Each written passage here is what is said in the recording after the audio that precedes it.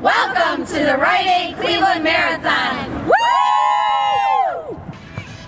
We're here at the Rite Cleveland Marathon, Half Marathon, and 10K. Actually, we're here at the kids race the day before, which is the Red Nose race, because it's the Ringling Brothers Barnum and Bailey race. And with us is Audain, who's been handing out medals today. Ann, what a trip. Oh, it's just been a gorgeous day. Over 500 kids come out, little 3-year-olds, or I think they even have the diaper dash. So it's precious, and it's just wonderful to see the little kids run. And they're so tickled when they get that medal. That's the fun part, isn't it? Well, and I think that that's what's so important about it. It's not about who's the fastest or who finishes first or last. It's all about getting kids to enjoy running and standing on a starting line, crossing a finish line, getting a big person's medal. It's about fitness and family, but also self-esteem for the kids. Well, Ann, let's change topics just a little bit, because we want to talk about your days as an elite runner. You actually owned this race for 7 out of 10 years. You did. You won it 7 times in a span of 10 years. What brought you back all those times?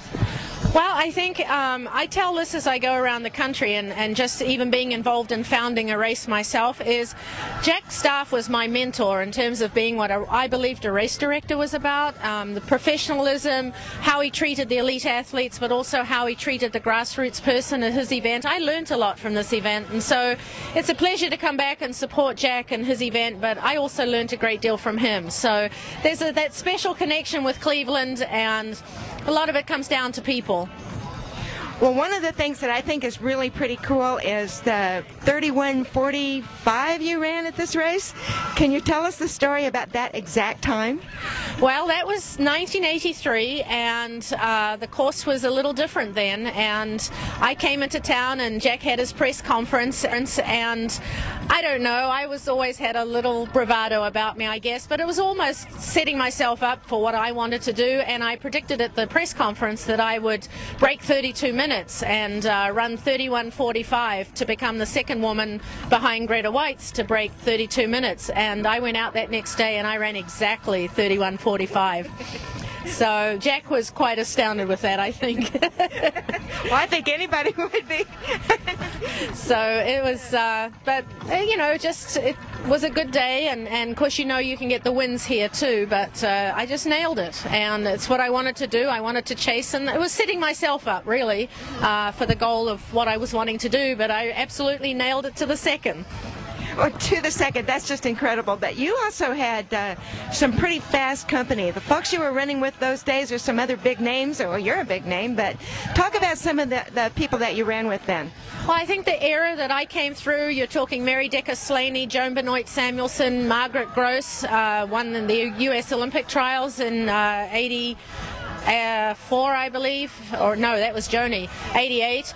Jackie Garreau from Canada, who was a Boston winner. So Greta Weitz, Ingrid Christensen.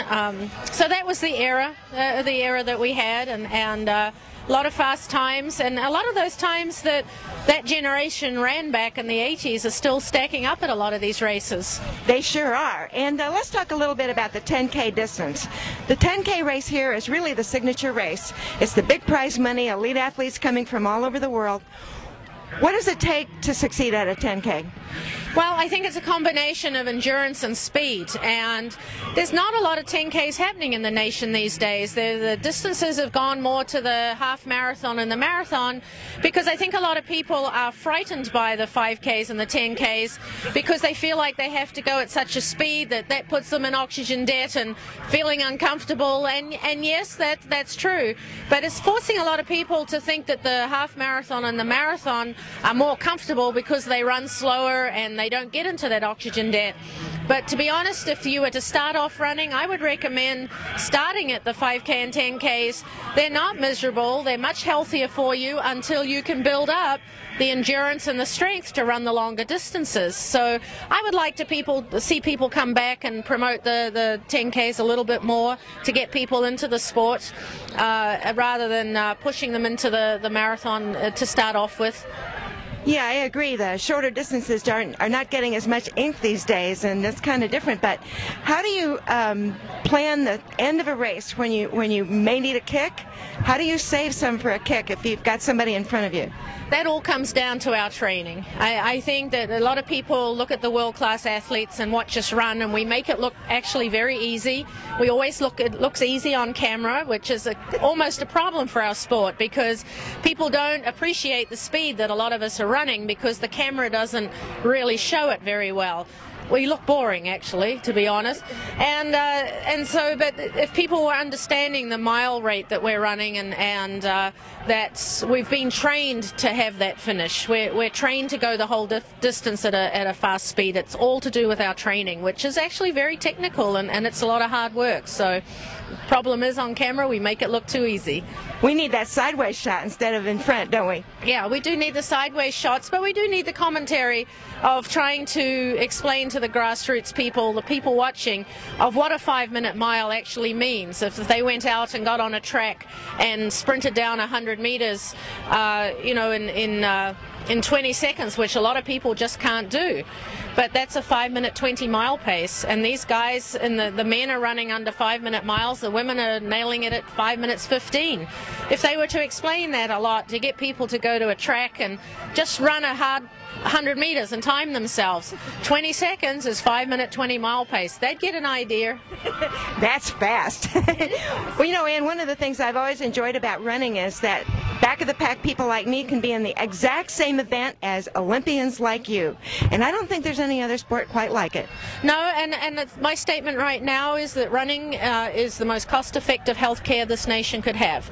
It's just get a pair of shoes and go out your own front door. That's all you need to do. I wish that our sport would really take the stand. I think a lot of other big sports are leading the way. The NFL's got lots of running programs going.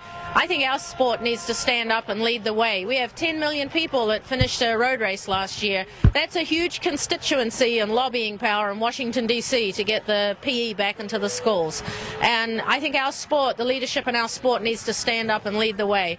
Well, Ann, you're one of them. You've been standing up for a while, and we look forward to seeing you out there some more. Thank you so much for talking with us. You're very welcome. Thank you.